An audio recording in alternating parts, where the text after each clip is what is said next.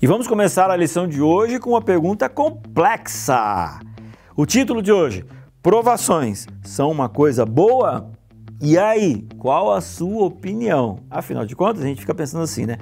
Se é provação, é difícil. Como é que uma coisa difícil pode ser boa?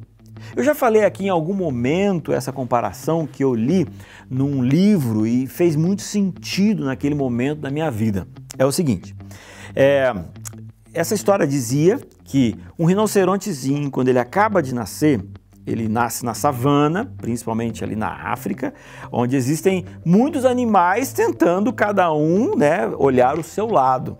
E ele acaba de nascer e ele tem que sair correndo para se proteger, para que ele não vire um almoço, uma janta de algum outro predador. E quando ele nasce com uma pelezinha um pouco mais delicada.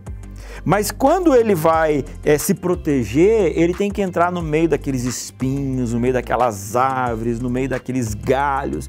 E o pai e a mãe, eles vão à frente, mas ele vai atrás e aqueles galhos vão machucando a pelezinha do nenê rinoceronte. E eu estava lendo sobre isso e diz que aquilo ali causa machucados. Só que aonde a pele do rinoceronte tem um machucado, tem um arranhão, aonde sangra, cresce ali uma cicatriz, como se fosse uma carapaça, que ao longo da sua vida, aquela carapaça, aquela cicatriz vai ficando tão forte, que aonde um dia ele foi ferido, nunca mais é ferido por outro espinho. Ou seja, os ferimentos do rinoceronte vão fazendo com que ele se transforme em um rinoceronte mais forte. Minha pergunta para você: será que... Opa, quase caiu aqui. Será que não é essa a ideia das provações? Eu vou dizer por mim, vou abrir meu coração para você.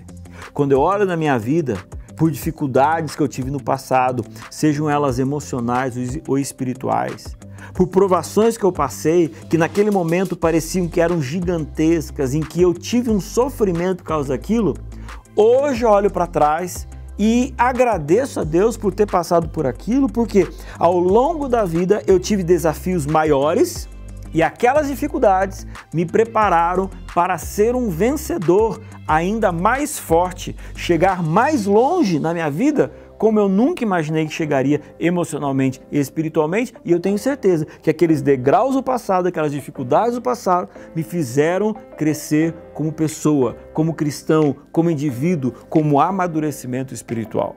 Então, antes de reclamar das dificuldades, antes de reclamar das coisas difíceis que você tem passado, eu quero que você olhe para isso e entenda a sua vida não apenas em um dia, mas eu quero que você compreenda a vida com uma existência maior.